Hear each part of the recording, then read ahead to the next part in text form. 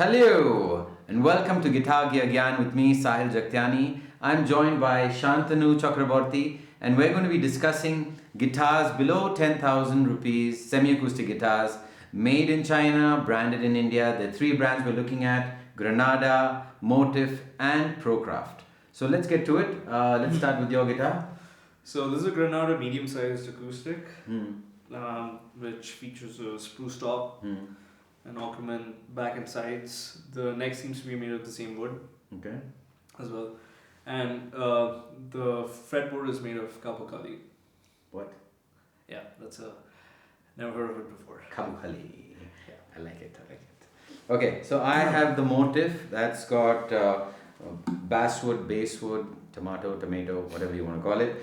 Agathis sides, Agathis back, seems to be undefined neck wood, maybe Agathis. Rosewood, but engineered rosewood. I think it's tech wood basically. And yeah, it plays okay. The Procraft is exactly the same as the Motif. They say it's tech wood. It looks exactly the same as this engineered rosewood, so Yep. maybe they're both genetic monsters. Yep, absolutely. But for 10,000 bucks, are these guitars worth your while? So now let's go to the desk and analyze each guitar in detail and go through the action, go through the fretting, go through more details about each guitar. So now we're looking at the Granada PRG118 CEQ. This retails for about 9,690 rupees. It's a matte finish guitar. It's got the strap button, and below it, it's got the guitar input with the housing for the battery.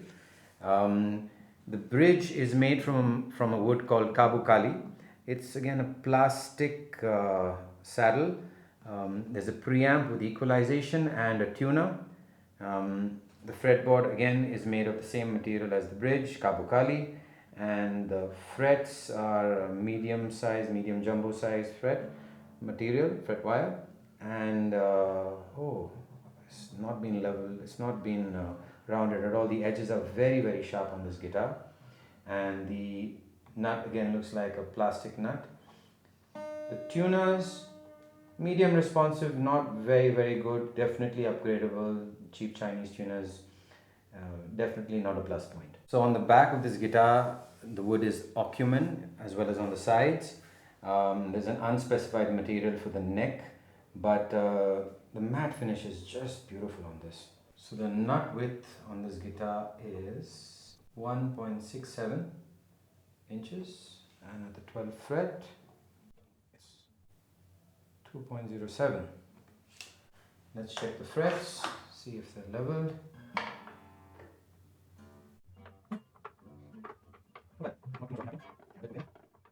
So yeah, you are going to need to take this to a luthier to play perfectly, but it's not as bad as some of the other guitars I've seen. So now let's look at the action of this guitar, and the neck has a bit of an end bow, a convex shape, so it needs to be loosened a bit. Bridge is saddle is a bit high, needs to be filed down. And the neck seems to be okay, not too bad, but needs a bit of work.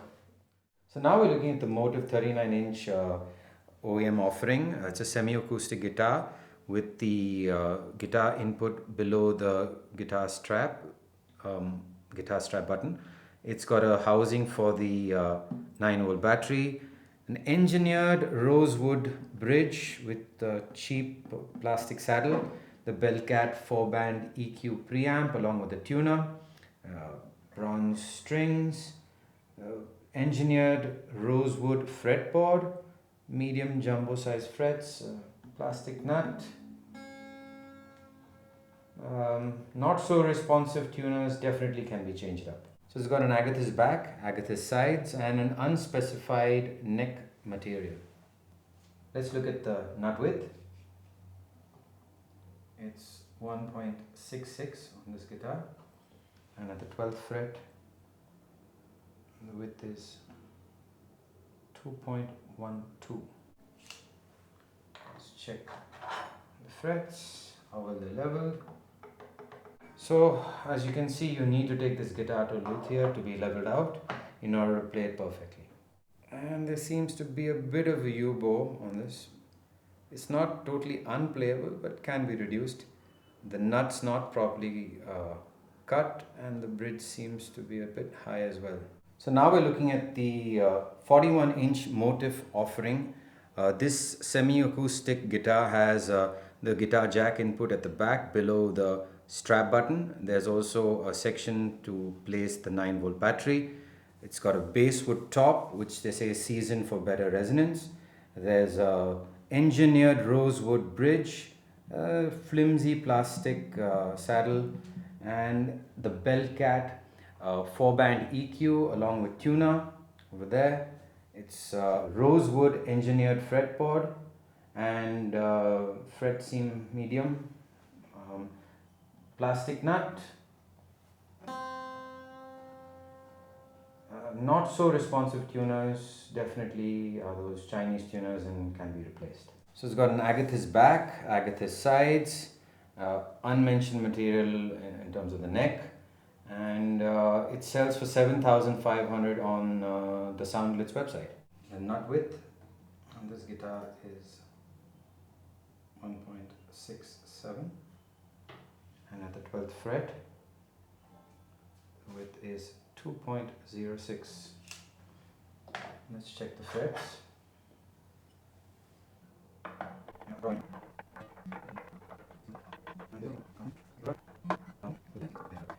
So without taking this guitar to a luthier, you're going to have trouble with this guitar. You're going to need to level the frets as well. So this guitar's got a beautiful matte finish and doesn't get dirty so easily. Let's look at the action on the guitar. And the neck is pretty straight and the nut seems to be cut well. The bridge is also pretty decent. All in all, not a bad guitar. For this price range, definitely better than some of the other models I've seen. So we're looking at the 39-inch guitar model from Procraft. It's got a piezo pickup going into the strap button over here at the back. We've got a basswood top. We've got a plastic saddle with the piezo pickup underneath. Looks like a teakwood bridge. It's got a teakwood fretboard with medium jumbo style fret wire, plastic nut. Okay, not so bad Chinese tuners. So for the back there's agathis and for the sides as well, and there's an unspecified material on the neck. It doesn't say anything about that on the website. Right, let's measure the nut width. 1.66 inches. At the 12th fret, the width is 2.12. I've taken it from the binding. Let's check out the fretwork, if it's properly leveled or not. Start here randomly.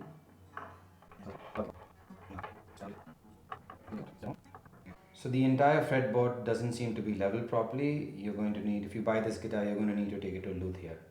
So as you can see over here, there are a lot of finger marks coming on the guitar because it's a gloss finish.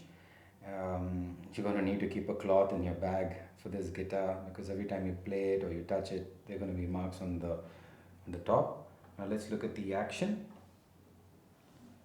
And the neck seems pretty straight, but the nut's really high. It's not cut properly, and the bridge also looks really high.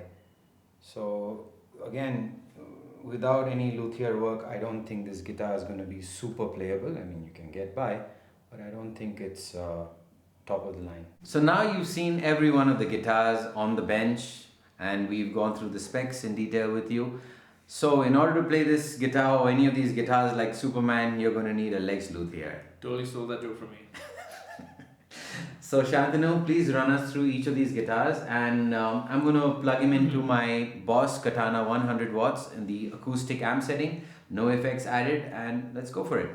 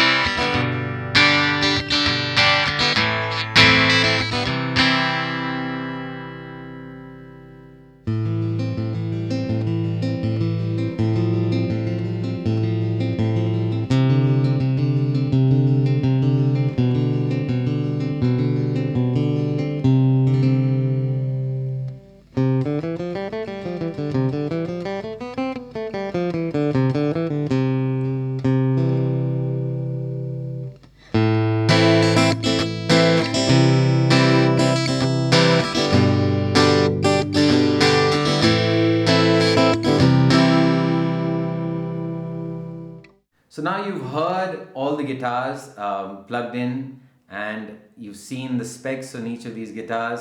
So what are your final thoughts? Which guitar would you choose? Leave your decision in the comments below, and we're going to now tell you our preferences. Also, if there are any brands that we haven't reviewed that you think, Indian brands that are worthy of reviewing in terms of guitars below 10,000, leave the names in the comments below. Maybe we'll have another show where we can feature the winner against those brands as well. So Shantanu, tell me, which guitar do you think is the best to play through if you were not plugged in? Which one would you pick out of all these four? I think acoustically, this guitar is probably the best of the four. Yeah. Now, if you were plugged in into an amp, then let's rank them from like 1 to 4. Right. So which would you and keep in mind that you're spending 10,000 rupees, and Indians are very price sensitive, Right. so we do like a good deal, frankly speaking. So we want to get quality at the best price. Mm-hmm. So keeping that in mind, and the fact that you're going to be plugged into an amp. Yeah.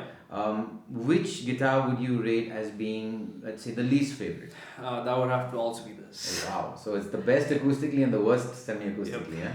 How ironic, huh? How ironic, seriously. So that means the preamp on that is really not up to the mark. Yep, it's definitely not that. Not that great, right? Okay, and number 3, which one would you pick as being your third least favorite? The third. That would have to be the Procraft. Procraft, yeah, because you don't have any dynamic options or tuner on it, right? Yeah. Okay. Then number 2. Number 2 would be the Motif. The Motif, the 39-inch one, right? Yeah. The black one. Okay. And number 1 then is obviously this. Yeah. Can I ask why you chose this? I don't know. I just felt that it has a much more booming sound when you Richer plug sound, it in. yeah. Yeah. Oh, Much cool. richer sound. So that's it. Thank God. If you really want to know what we went through in this episode to get you these guitars sounding good, I'm going to show you something now. Please play 11 and 12.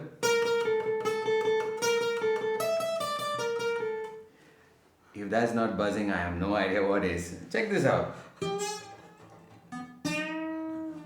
Lovely. You gotta love those level frets, huh? Yeah. Awesome. So this episode's over. Hallelujah. Thank God. It's done. So without a proper luthier, I really don't think you're going to get the best out of these instruments. But if you're cash strung, then you're going to have to buy one of these. Yeah. Right? So Unfortunately. But still, that's Not it. that bad. Yeah, it's not that bad.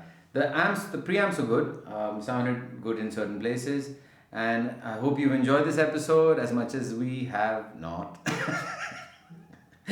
But do subscribe to our channel and make sure you smash that like button. Follow him on his social media accounts in the description below. Follow me on social media in the description below. And make sure you subscribe to me on Patreon.